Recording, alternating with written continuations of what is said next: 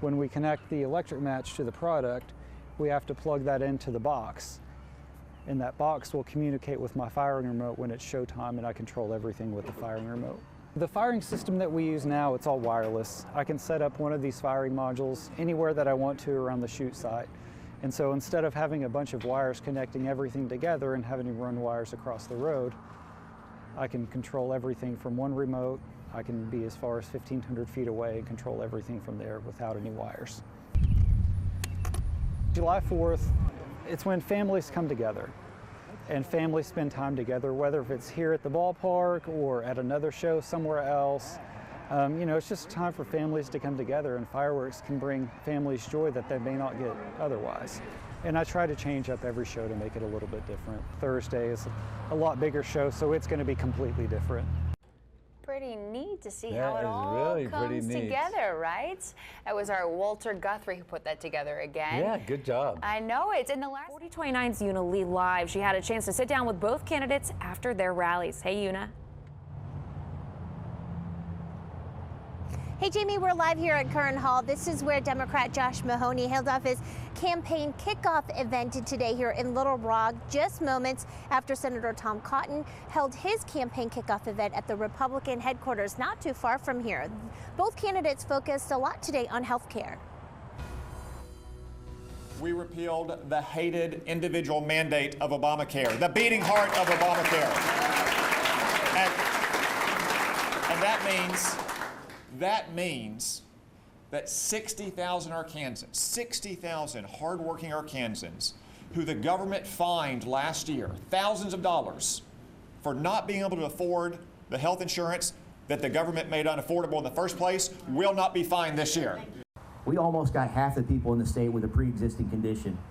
Senator Cotton voted 3 times to repeal the Affordable Care Act to make it harder or impossible for 1.2 million Arkansans to have access to health care. Another topic we asked about during our sit-down interviews was what each candidate thought was the biggest international threat to the United States. We have to keep our eye on terrorists and Iran, given what Iran has been doing in the Middle East. But the greatest long-term threat our nation faces is China. China is a strong and rising power. They've for 30 years taken advantage of the United States, taking our factories and our jobs. Internationally, I'll tell you what, the one that I want to see us talking about is meddling and tampering with our elections. You know, now that we know that it can be influenced, even though nothing happened, but we've got proof that access was gained to our voting machines. We've got to do something about it because other countries have also seen that's happened, and they're going to try it too. Coming up on the news at 9 and 10, we are going to talk about the issues of abortion and immigration, what both candidates feel about those issues. And also we're going to hear from some rally goers who attended both of the events today. For now, we're live in Little Rock for Commitment 2020. Una Lee, 4029 News. You try to be happy and up for everybody, and yet you feel so empty inside. Erlene Peterson says it's hard to believe it's been nearly 24 years since she buried her daughter and her granddaughter. This is my daughter. Her pain is still raw. The acceptance of knowing where they're at gets easier, but not being able to hold them or talk to them doesn't get any easier. The Mueller's home stands abandoned today, a reminder of the horror. In January 1996, the family was ambushed in their home. Danny Lee wanted money and guns from Bill Mueller, who was a gun dealer. The family was shot with the stun gun, had bags taped over their heads. They were then weighted down and thrown into the nearby Illinois Bayou. That crime is why Lee is now set to be executed. He's in the first group of federal prisoners to face the death penalty in 16 years. I don't see how that does any good. It's not going to bring my daughter back. It's not going to bring my granddaughter back. It's not going to make me feel any better. Peterson says her faith in God allows her to forgive Daniel Lee.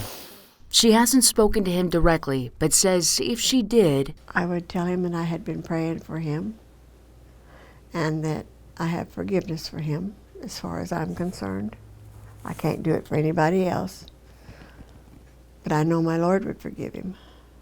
Peterson's prayer now is that President Trump will spare him. I'm 80 years old, and I'm ready to go home. But I want this finished before I go. The third day of medical marijuana sales in Arkansas is still drawing in big crowds, especially here at Green Springs Medical Dispensary. And I've never did this in my life, never did marijuana in my life, so I was real skeptical, you know.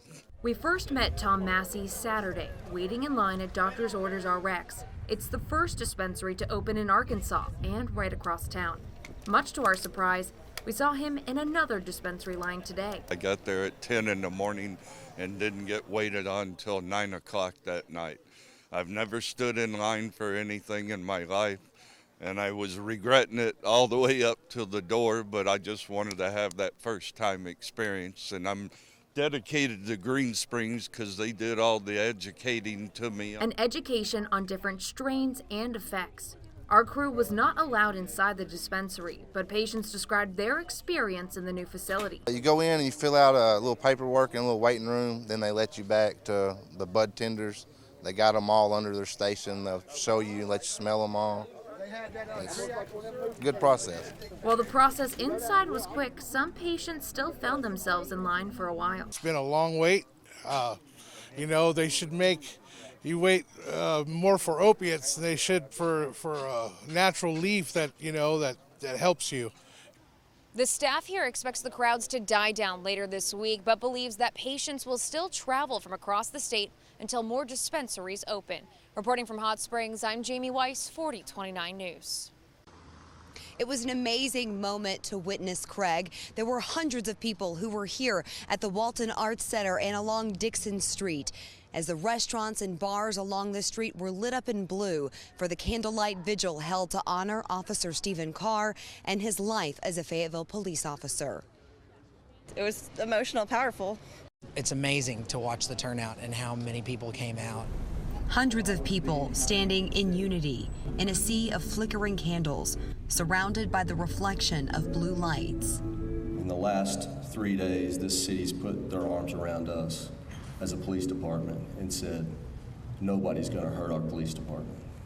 They came in solidarity and support for fallen officer Stephen Carr, his family, and for the Fayetteville police officers who keep us safe. It was absolutely amazing. Like, everybody just came together, and it really shows that we back our police department and that we care about them.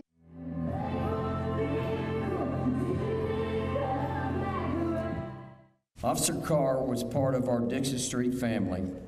He was a special one. For the past 25 years, these officers have been there for us and with us.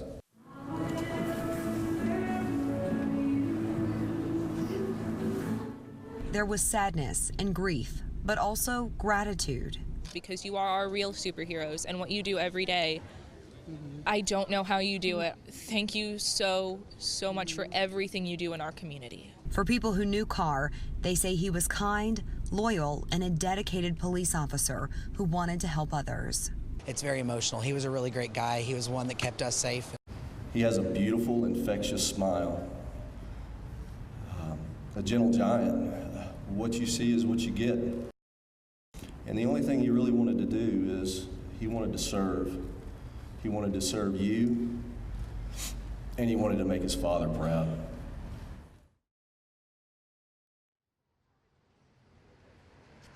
Fayetteville Mayor Lionel Jordan also spoke at the vigil tonight.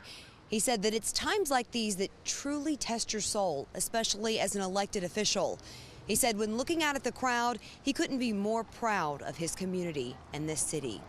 Live in Fayetteville, Allison Wise, 4029 News. Okay, Allison. Well, tonight, Razorbacks